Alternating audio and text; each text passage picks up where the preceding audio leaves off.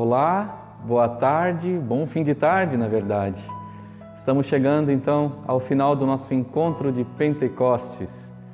E é com muita alegria que eu venho finalizar esse momento com você, que nos assiste de sua casa. Não sei de onde você está, pode ser que você esteja em casa, né? A maioria das pessoas estão em casa, porém eu sei que algumas vão escutar isso no seu carro, em alguma outra situação. Mas, de qualquer maneira, seja como for, seja bem-vindo, bem-vinda, meu irmão, minha irmã, a esse último momento de pregação. Que na verdade, assim, como vocês observaram nas pregações dos irmãos que me antecederam, né? A pregação deles é uma pregação mais querigmática, mais efusiva, mais profética, e acredito eu, e depois com o desenrolar do tempo, né, durante essa semana, gostaríamos de receber de você o seu testemunho, a sua fala, aquilo que você experimentou nesse dia, todo especial reservado para você, de uma maneira inédita, porque perante a toda essa situação que nós estamos vivendo de pandemia, né, de isolamento, o recurso e a maneira, a inspiração que Deus nos trouxe é fazermos isso, chegar até você através desses meios de comunicação, através de uma mídia, de um Facebook, através da Vale Europeu, que graças a Deus nos recebeu, nos acolheu e nos oportunizou estarmos transmitindo esse dia todo especial para você. Eu me chamo Marcelo, estou hoje coordenador da Renovação Carismática Católica daqui da Diocese de Rio do Sul.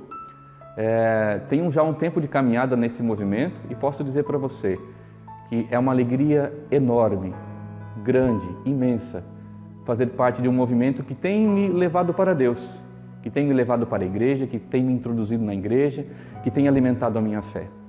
Eu sou muito grato por isso e por isso também hoje sou testemunho. Eu chego a você através do meu testemunho, de tudo aquilo que, através desse movimento, de tudo que eu tenho bebido, me alimentado, dos conteúdos, das experiências, de tantos retiros, tantos encontros e muito mais ainda da vida fraterna que isso nos agregou, que isso me agregou, né? Tantos irmãos, tantos amigos, que foram, na verdade, canais, instrumentos de Deus para que hoje eu estivesse aqui podendo dar testemunho para você.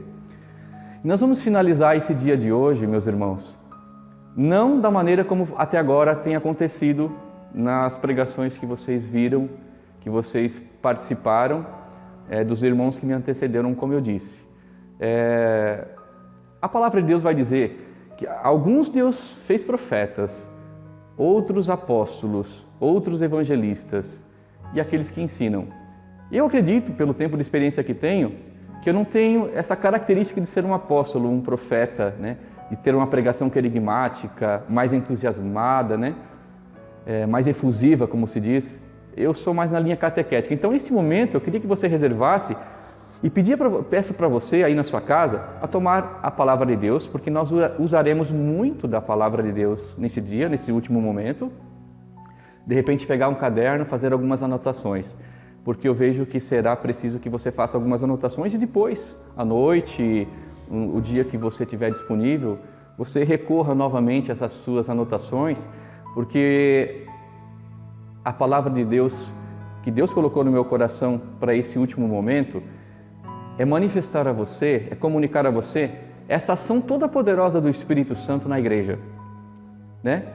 Porque, como diz Santo Agostinho, um santo da nossa igreja, ele diz que o Espírito Santo é a alma da igreja. E assim como os nossos corpos, nós, seres humanos, batizados, o nosso corpo, ele não se movimenta se não tiver possuído de uma alma, da mesma forma a igreja, ela não tem vida, ela não tem vigor, ela não tem ardor, como diz Santo Agostinho.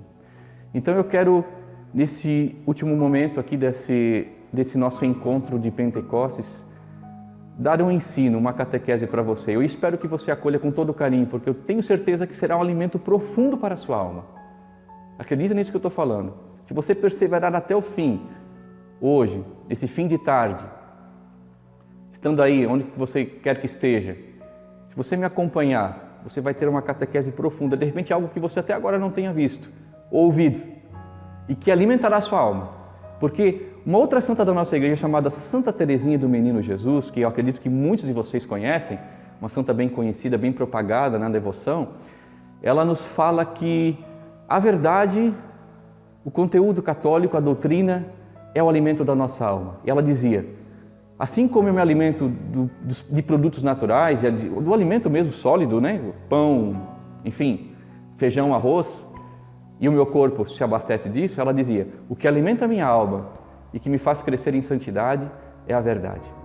E é sobre isso que eu quero falar com você agora. Então, eu já quero pedir para você abrir a sua Bíblia, a Palavra de Deus, em João 18, capítulo 36 e 37. João, Evangelho de São João, 18, versículos 36 e 37. Eu vou dar um tempinho aí para você abrir a sua Bíblia. Quem tem a Bíblia da Ave Maria, né, da edição da Ave Maria, é a página 1409. As outras edições eu não sei. Mas já para você se habituar, então, né, a manusear a Palavra de Deus, eu acredito que eu estou falando com pessoas que tenham uma certa vivência na vida católica, tem esse público, porém eu sei que também tem um público que de repente nunca viu uma pregação católica ou se viu foi raramente, né? E então, você que nos recebe hoje pela primeira vez, eu vou dar esse tempinho para você procurar aí. Eu vou ler aqui, acompanha comigo da sua casa, da sua Bíblia. Respondeu Jesus: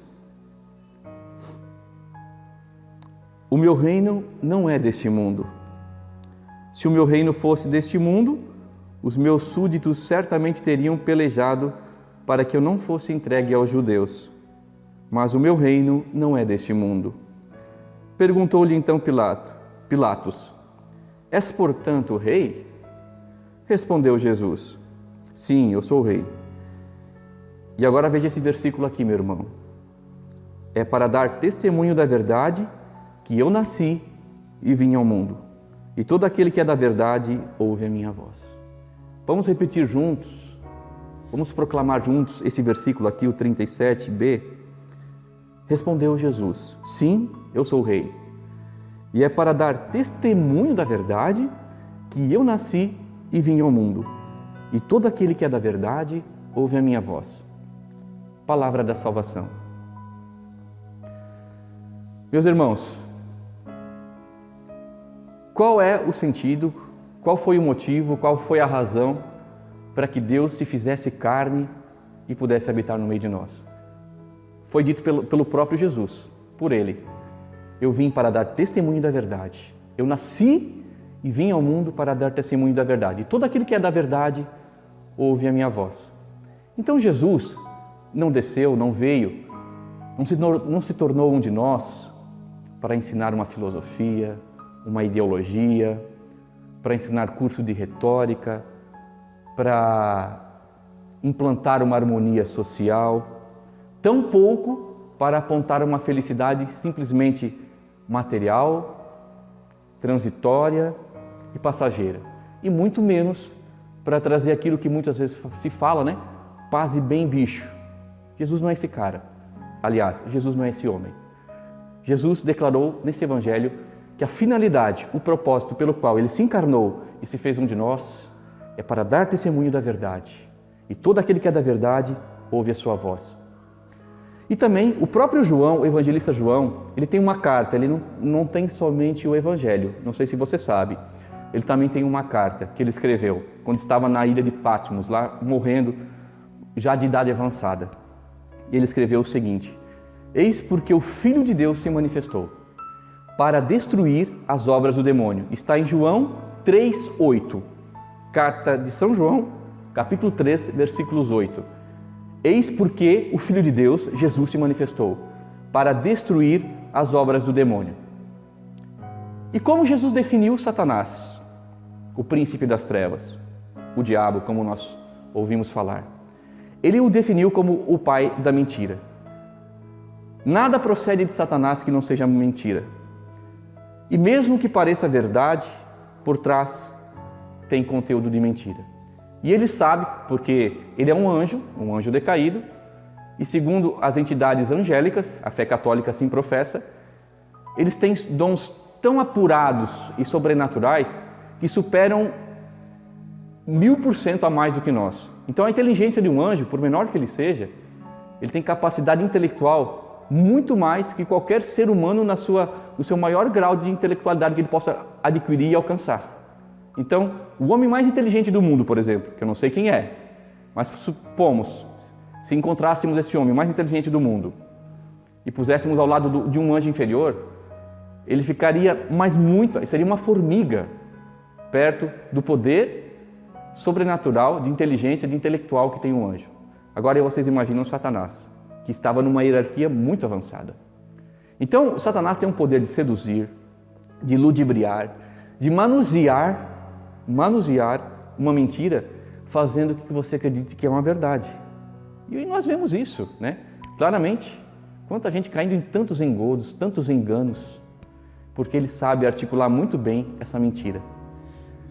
E Isaías, aqui no Antigo Testamento, eu lembrei, enquanto me preparava para esse momento de formação, de ensino, eu lembrei de uma passagem de Isaías, capítulo 5, versículo 20.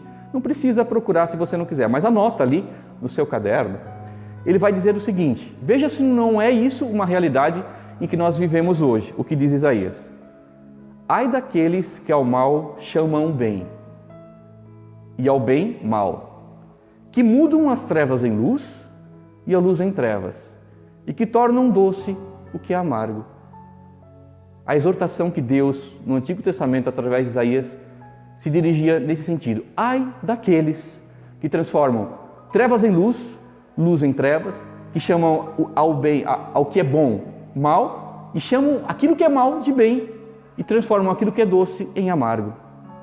Vamos dar exemplos bem concretos disso que eu estou falando? Quantos hoje, até mesmo católicos cristãos, que estão aprovando o aborto, por exemplo, né? que dão crédito a essa doutrina do aborto, a legalização do aborto, lutas de classes, né? Que estão aí inseridos em militâncias de luta de classe. Quantos estão inseridos, quantas mulheres inseridas em projetos feministas que desvalorizam a mulher, o feminismo radical? Quantos que estão aí lutando por certas ideologias anticristãs e que acredito muitas vezes estão dentro da própria igreja, né? Lutando por coisas que são más, transformando em bem, achando que isso é um bem. Mas com certeza, essas pessoas, quando conceberam isso, elas foram muito seduzidas. Elas foram encantadas por aquilo e conceberam aquilo como uma verdade. Mas eu quero dizer para você nessa tarde, hoje, que se quebre, que caia por terra tudo aquilo que de repente foi implantado em você, que você concebeu, que você entendeu algo, que você luta e que você percebe que hoje o catolicismo bate de frente, porque você tem percebido, eu acredito que você tem visto nas redes sociais manifestações nossas, do povo católico, de um bispo, de um padre, de um sacerdote, de um leigo que tem um missionário, um evangelizador, que tem batido de frente com algumas coisas que você tem, nossa, mas por que esse evangelizador, esse pregador, esse missionário, esse padre está falando contra isso?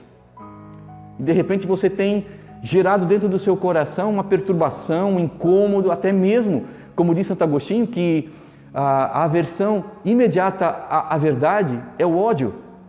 De repente você concebeu um ódio. Enfim, eu quis trazer isso porque o pai da mentira, ele sabe ludibriar muito bem. E o Evangelho de São Marcos fala no final do seu Evangelho, no capítulo 13, versículos 20, que os tempos são tão maus, os últimos tempos serão tão maus, que se Deus não abreviasse aquele dia, ninguém se salvaria. Então, eu acredito, penso, que nós estamos vivendo aí umas vésperas, né? É claro que é uma crença minha disso, né? Não vou entrar nessa teoria da conspiração, eu sei que não é o tema, mas creio pelos sinais, né? E por bons sacerdotes, bons bispos que a gente tem acompanhado, que tem nos ensinado muitas coisas interessantes, com muito fundamento, com muito argumento, com muita propriedade, né? E acredito que você também deve conhecer alguns, que apoiam nesse sentido, né? De que estamos em momentos difíceis na igreja. não só na igreja e no mundo. E por isso o Evangelho de São Marcos vai dizer que se Deus não abreviasse esse dia, até aqueles que foram escolhidos, até aqueles que têm fé convicta, de repente não se salvariam. Agora eu quero que você pegue a palavra de Deus, ou pelo menos anote aí, Sabedoria, o livro de Sabedoria 2, capítulo 2, versículos 1, e eu vou pulando aqui o versículo 6 e 23. Veja o seguinte, meu irmão, minha irmã, você que está em casa, veja se você alguma vez fez esse comentário que a palavra de Deus vai narrar aqui, ou se você pelo menos ouviu alguém fazer esse comentário. Vê se isso não faz parte de uma mentalidade muito comum e corriqueira, muito normal. Eu vejo, principalmente assim, nos contatos que tenho com algumas pessoas, né, a gente ouve muito isso, que vai dizer aqui, ó, acompanha comigo, Sabedoria 2, 1, 6. Capítulo 2, versículos 1 primeiro. Curta é nossa vida e cheia de tristezas. Para a morte não há remédio algum. Não há notícia de quem tenha voltado dos mortos. Eu já tenho ouvido alguém falar assim, ninguém voltou dos mortos. Como se sabe que tem vida após a morte? Você não ouviu isso de alguém? Alguém falar isso? Ou você mesmo tem essa crença, né? Não vi ninguém voltar. Quem pode dizer o que acontece após a morte? Olha que diz aqui, ó, a mentalidade dos ímpios. Curta é nossa vida e cheia de tristezas. Não se ouviu falar de que alguém tenha voltado. Versículo 6. Olha que dizem os ímpios. Vinde, portanto, aproveitemo-nos das boas coisas que existem. Vivamos e gozemos as criaturas durante a nossa juventude, durante a nossa vida. Olha se isso não é uma fala que parece ser uma fala de hoje. Eu ouço e acredito que você também tenha ouvido e quem sabe, vou repetir, quem sabe seja uma concepção sua, você diga, vamos viver a vida, vamos curtir. A vida está aí para ser vivida, para curtir, para esbanjar, para gozar mesmo. Aproveita. E de repente você até tenha recebido ou dado esse conselho. Aproveita a vida, meu filho. Aproveita a vida, minha filha. Vai gozar, vai namorar, vai curtir, vai sair, né? Faz o que precisa fazer, vai ser feliz. Vai ser feliz da sua maneira. Como você concebe a felicidade? E daí o versículo 9 vai dizer, ninguém falte a sua orgia. O que é orgia? Você sabe muito bem que é orgia, né? Farra, festa, sexualidade depravada.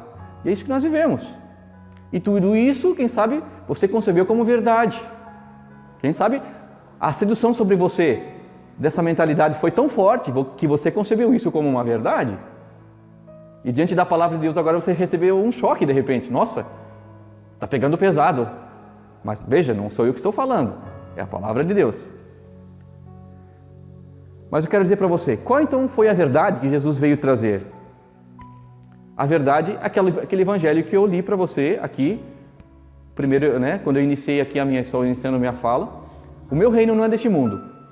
Então, quando Jesus quis dizer que o seu reino não seria desse mundo, então peraí, se o reino de Cristo não é daqui, existe uma realidade que se transpõe daqui, que está além daqui. E que, claro, como com a fé católica nós sabemos, hoje, depois de 2000 anos, que existe um reino dos céus, que existe uma vida eterna, que existe um paraíso. E que o paraíso, portanto, não é aqui.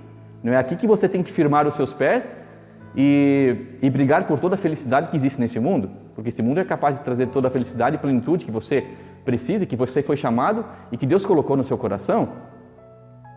Então veja bem, que Cristo não veio trazer uma felicidade aparentemente humana somente. Trouxe sim, claro, temos alegrias, temos alguns prazeres, graças a Deus. Você sente prazer ao comer, você sente prazer em receber um amigo, uma visita, em aprender alguma coisa, é um prazer lícito, abençoado. Mas sabemos que isso são apenas aperitivos do que haverá no céu. Então, quando Jesus disse que o reino dele não seria desse mundo, é porque ele tem algo esperando por nós numa outra dimensão, que é a dimensão onde está Deus, que nós chamamos de céu, Pai nosso que estás nos céus. Deus não pode estar em nenhum lugar porque Deus é Deus, Ele é infinito e não ocupa espaço. O céu é Ele. Então, quando nós dizemos que estás nos céus, Ele é o céu. É nele que nós estaremos. sem assim o merecermos? Então, São Paulo também vai narrar isso em 2 Coríntios 5,18. Não miramos as coisas que se veem. Nós não miramos, não corremos atrás das coisas que se veem, mas as que não se veem. Pois as coisas que se veem são temporais e as que não se veem são eternas. Santo Agostinho, que você conhece bem e é muito citado, né? Santo Agostinho, ele vai dizer o seguinte, que o nosso coração não vai repousar. Ele diz assim, criaste-nos para vós, Senhor, e o nosso coração não encontrará repouso enquanto não estiver em vós. E é uma percepção que eu e você podemos fazer diante da nossa vida, né? Apesar de tudo que nós desfrutamos, as alegrias que nós encontramos aqui, os prazeres, mas você se apercebe que parece que ainda existe um profundo vazio dentro do seu coração, porque esse espaço foi feito por Deus para só Ele ocupar. Por isso que Santo Agostinho constatou após sua conversão, que o meu coração, nosso coração, só irá repousar, só irá descansar quando estiver em vós. E uma outra passagem que é bem conhecida, que você com certeza já deve ter ouvido muito, é João 8,32. Conhecereis a verdade e a verdade vos libertará. Então a verdade, nisso tudo aqui que eu já estou falando, esse breve momento, algumas coisas que eu fui falando, foram verdades de repente um pouquinho duras, mas a verdade tem esse poder, a verdade tem essa capacidade, tem esse fruto de gerar cura e libertação, de gerar transformação, de gerar reflexão, de gerar mudança de vida. E é isso que a palavra de Deus quer provocar no seu coração. Um momento de mudança de vida, um momento de transformação, de cura e de libertação, que nós tanto buscamos, né? Cura e libertação. E a verdade tem essa capacidade de nos curar, de nos libertar, porque nos faz enxergar aquilo que a gente de repente estava enganado. 1 Timóteo 2,4, capítulo 2, versículos 4, vai dizer o seguinte, meu irmão, olha só. Deus quer que todos os homens se salvem e cheguem ao conhecimento da verdade. Agora veja, Deus quer que todos os homens se salvem e cheguem ao conhecimento da verdade.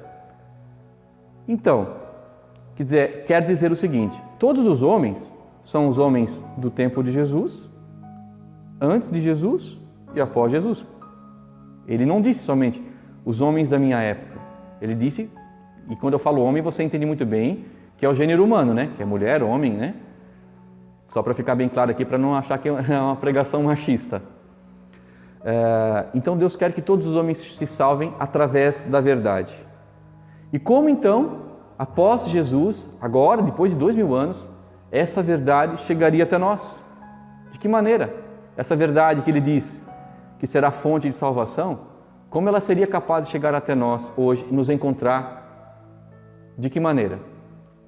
E é isso que eu gostaria de falar para você.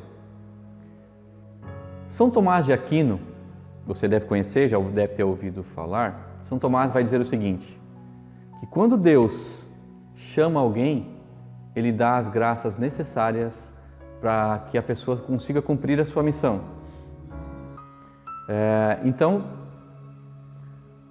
a missão de manifestar a verdade, de levar a verdade, de conduzir essa verdade através dos séculos até chegar a nós, essa missão foi dada à igreja. E eu recordo isso na passagem em que nosso Senhor Jesus Cristo, no capítulo 28 de Mateus, versículos 20, Ele vai dizer o seguinte, um versículo bem conhecido nosso. Eis que estarei convosco todos os dias, até a consumação dos séculos. De que maneira, você já se perguntou, de que maneira Jesus Cristo estaria conosco através dos séculos e conservaria inalterada essa verdade que nos salvaria? Jesus fez uma promessa, veja, isso que eu vou narrar aqui, eu quero que você pegue também o Evangelho de São João, Evangelho de São João, capítulos 14, versículos 16 e 17. Nesses versículos e nessa passagem, o Senhor estava às vésperas de entregar a sua vida, de ir para a paixão, de morrer como nós vemos constantemente na quaresma, né?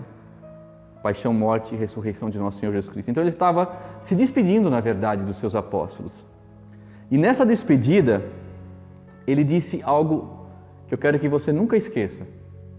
Ele disse para os apóstolos o seguinte: quando eu for, versículo 16, quando eu for, eu rogarei ao Pai e Ele vos dará outro Paráclito, para que fique eternamente convosco. E no final do versículo 17 vai dizer assim: é o Espírito da verdade, que o mundo não pode conhecer, porque não o vê nem o conhece, mas vós o conhecereis, porque permanecerá convosco e estará em vós. Então o Evangelho, Jesus nesse Evangelho vai dizer o seguinte, que após ele enviaria um Espírito que o mundo não conhece e não pode concebê-lo, porque não vê, mas a vós será dado esse Espírito, a vós será derramado esse Espírito e permanecerá eternamente convosco.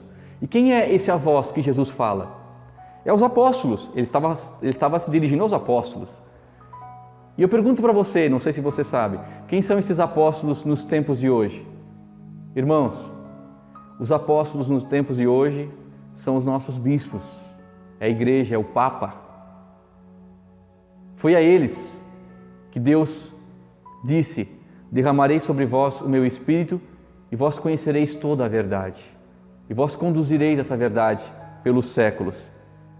Então, nós temos os nossos bispos e na nossa igreja, o Santo Padre, o Papa, o que o apóstolo São Paulo chama na sua carta a Timóteo, capítulo 1, versículo 14.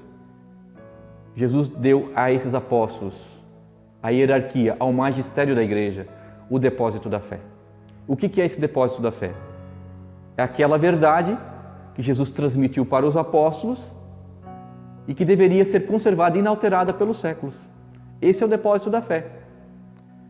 Então, meu irmão, se hoje alguém falar para você, ou até mesmo se você tem essa concepção de que, como assim a Igreja Católica tem a verdade? Você estaria confrontando frontalmente a Jesus Cristo dizendo: você é um mentiroso, você nos enganou, a tua promessa não é válida. Se você conceber isso que eu estou te falando, de dizer que a igreja não tem todo esse depósito de verdade que traz a nossa salvação, você está dizendo para Jesus: você nos enganou, você é um mentiroso. E você estará dizendo ao Espírito Santo que ele nos abandonou, porque você ouviu no Evangelho, estará eternamente convosco. Então é o seguinte, tem muita gente dizendo que a Igreja Católica não é a Igreja de Jesus Cristo. Porém, se não é a Igreja de Jesus Cristo, onde estaria a promessa de Jesus quando disse que o Espírito permaneceria com essa igreja eternamente? Não poderá ser uma igreja que surgiu há 1500 anos depois, porque senão você estaria dizendo a Jesus Cristo: você nos enganou, sua promessa não foi válida, porque o Espírito ele parou 1500 anos na história e só depois que ele se manifestou novamente. Sabemos que não é assim, essa não é a verdade. E negar, irmãos, negar a todo esse conteúdo, todo esse depósito da fé, todos os ensinamentos da igreja, é negar as promessas de Jesus. Alguns nos perguntam assim, não sei se você já recebeu uma pergunta assim: mas não está na Bíblia sobre o purgatório, sobre os sacramentos, sobre a vida celibatária dos padres, né? Sobre Nossa Senhora, sobre a Eucaristia. E o Evangelho de João vai dizer o seguinte, eu vou me adiantar aqui porque eu sei que o tempo é curto. O Evangelho de João, capítulo 16, se você for algumas páginas aqui à frente, versículos 12, Jesus vai dizer para esses mesmos apóstolos: muitas coisas ainda tenho a dizer-vos, mas não a podeis suportar agora. Quando vier o Paráclito, o Espírito da verdade, ele vos ensinará toda a verdade. Então, assim, Jesus Cristo não poderia, em 3 anos de ministério, de missão, ensinar toda a verdade para os apóstolos. Mas ele disse: derramarei sobre vós um Espírito que vos ensinará toda a verdade. Então essa verdade, irmãos, ela será construída durante os séculos, durante a história. Ela foi se construindo através de oração, através de meditação, através de estudos, através de concílios, através de embates teológicos, da vida de santidade dos nossos santos, através das virtudes dos santos doutores. Por exemplo, um São Tomás de Aquino, tão conhecido, né, que fundamentou profundamente a nossa doutrina católica. Ele vai dizer o seguinte, que ele, aliás, a vida dele mostra o seguinte, que ele era um homem intelectual, profundamente estudado, profundamente voltado, né, às compreensões intelectuais, porém, ele vai dizer o seguinte, que muitas vezes ele teve que abrir o sacrário, pôr a sua cabeça diante do sacrário e falar com Jesus assim, Jesus, até aqui eu fui, agora é convosco. Para dizer o seguinte, que essa ciência infusa não é algo somente que se adquire com estudo, com ascese, mas se adquire com vida de oração. E a nossa igreja, ela conserva isso através desses santos doutores da nossa igreja. O testemunho dos mártires, né? Por exemplo, o que eram os apóstolos antes de Pentecostes? É que nós estamos aqui celebrando o Pentecostes. O que eram os apóstolos antes de Pentecostes? Um Pedro, que negou Jesus, um João, que era irado, vaidoso, soberbo, né? Medrosos, a maioria dos apóstolos eram medrosos, mas depois do batismo do Espírito Santo em Pentecostes, no que se transformaram esses homens? Pedro, por exemplo, morreu mártir, todos eles morreram mártires, menos João, menos o apóstolo João, mas todos os apóstolos morreram mártires. Pedro foi crucificado de cabeça para baixo. André, segundo a tradição, né, diz que ele foi amarrado numa cruz em X. Bartolomeu foi decapitado vivo, foi esfolado vivo. Marcos, o evangelista Marcos, foi arrastado no chão até esfolar o seu corpo. Tiago Menor foi apedrejado até a morte. E assim sucessivamente os apóstolos foram morrendo. E com eles, é claro, os outros bispos que foram surgindo na igreja, também muitos deles no começo do século, até o século III, morreram mártires. E diz o catecismo da nossa igreja católica que o maior testemunho da verdade é o martírio, porque ninguém morreria por uma mentira, não é verdade? Você não morreria por uma mentira.